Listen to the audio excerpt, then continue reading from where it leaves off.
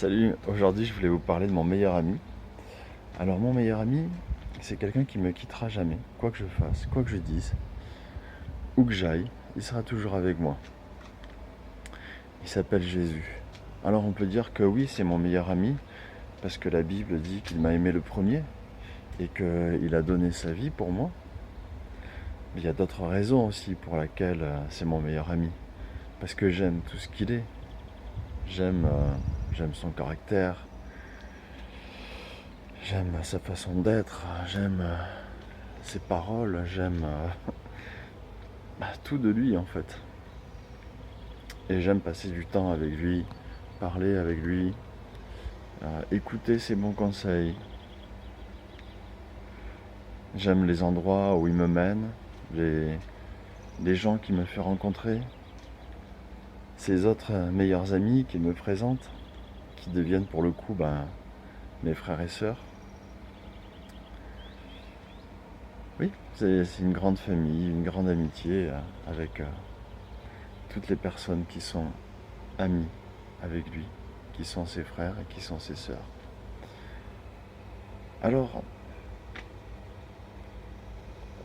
certaines personnes me disent, mais est-ce que depuis que tu crois en Jésus, est-ce que depuis que tu vis cette foi, est-ce que tu es plus riche? Mais mes amis, ce n'est pas pour être plus riche financièrement qu'on vient à Dieu. Si on vient à Jésus, c'est parce que on a compris qui il est, on sait ce qu'on va vivre avec lui, ce qu'on veut vivre. Moi j'ai commencé par lire la Bible et j'ai découvert cette personne fabuleuse, j'ai découvert Jésus. J'ai dit waouh, c'est quoi ce caractère, c'est quoi ce type-là? Qu'est-ce qu'il fait, qu'est-ce qu'il dit, comment il parle? Ça m'a secoué, ça m'a réveillé, je me suis dit mais c'est pas possible quoi, il est rien, il est personne au départ. Enfin les gens pensent qu'il n'est rien et qu'il n'est personne, alors qu'il est le créateur de l'univers. Mais il vient comme rien, comme personne, il ne choisit pas de venir comme un roi, il pourrait, parce qu'il est roi en vérité. Mais il choisit de venir comme une personne humble, qui n'est rien, qui sort de nulle part. Et il remet tout le monde à leur place. Il ne se laisse impressionner par personne. Et ça va lui coûter la vie. Mais en fait, c'est lui qui a choisi de donner sa vie. S'il était venu en tant que roi, qu'il avait imposé sa royauté, qu'il s'était imposé, personne n'aurait voulu attenter à sa vie. Mais il fallait qu'il meure. Et il ne fallait pas qu'il meure suicidé. Parce que s'il mourait suicidé, ça n'avait aucune valeur. Il fallait que il soit puni. Pourquoi? Parce que nous étions faits pour vivre éternellement avec Dieu le Père. Enfin avec Dieu, que ce soit le Père, le Fils, le Saint-Esprit, de toute façon. Nous étions faits pour vivre éternellement avec Dieu, le Créateur de l'univers. Mais, donc voilà qu'il nous avait placés dans un jardin, qu'on appelle le jardin d'Éden. Et dans ce jardin est venu le diable. Alors on dit sous la forme d'un serpent, c'est ce que la Bible dit, donc on peut le prendre comme ça. Mais surtout parce que rusé et tortueux.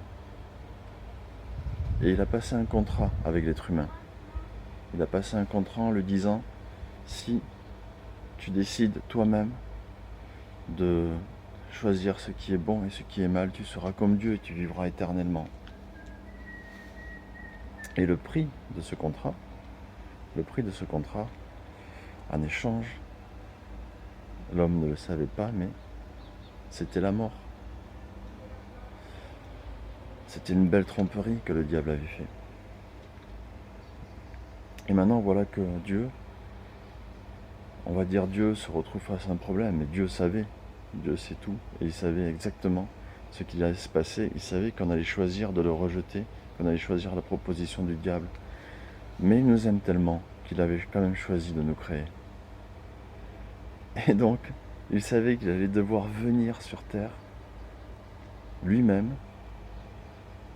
pour racheter ce contrat. C'est-à-dire que il est Dieu et sa vie était tellement parfaite et son âme est tellement parfaite, et parfaite d'ailleurs, que rien d'autre n'a de valeur pour racheter toute l'humanité. C'est-à-dire que moi je peux être aussi bon que je veux, même l'abbé Pierre, on prend l'abbé Pierre, c'est quelqu'un de super. Il peut se sacrifier et ne sauvera personne. Il ne sauvera personne. Parce que il descend d'Adam et Ève qui ont péché. Et il est donc pécheur lui-même, par sa descendance, tout simplement. Alors on dit le péché c'est faire des choses mauvaises, etc. Mais le péché c'est manquer le but. Le terme exact du péché c'est manquer le but. Et manquer le but c'est de manquer de vivre avec Dieu comme on était prévu pour le faire, comme on était censé le faire. Et donc voilà que Dieu décide de venir en la personne de son Fils Jésus sur terre pour vivre avec nous, se montrer à nous, nous éclairer, nous montrer le chemin, et puis pour se sacrifier pour nous.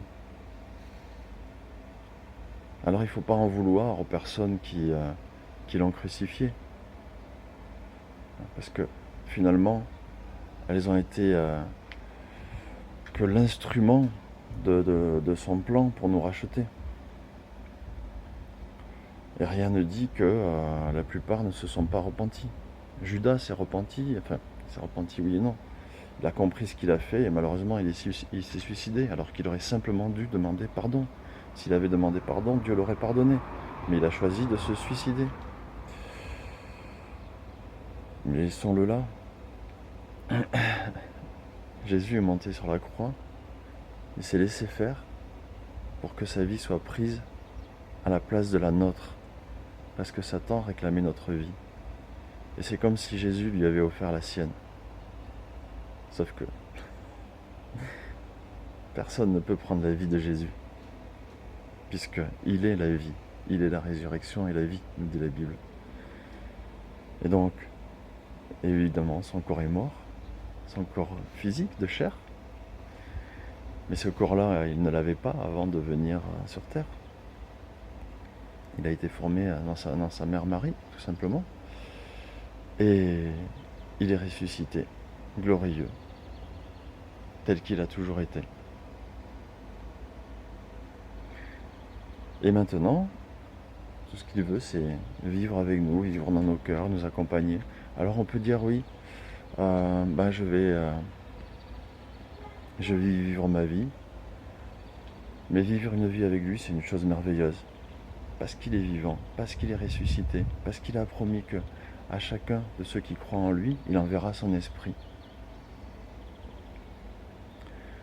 Donc aujourd'hui, est-ce que tu crois en cette histoire qu'un Dieu merveilleux qui a tout créé est venu sur terre pour donner sa vie pour toi par amour, et qu'aujourd'hui il va envoyer son esprit en toi pour que tu puisses vivre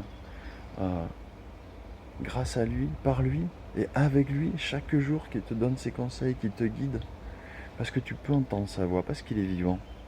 Il suffit juste que tu te mettes à l'écoute. Je t'invite à prendre la décision de vivre cette vie merveilleuse avec lui et d'entrer dans sa grande famille. Sans religiosité, pas besoin d'aller forcément dans une église, même si c'est bon de trouver une église ou d'autres personnes avec qui croient la même chose et avec qui tu vas pouvoir te réunir, parler de lui, le prier, le louer, l'adorer de la façon qui te convient et qui lui convient, que vous verrez ensemble. Vous verrez tout ensemble. Voilà. Passez une bonne journée bénie.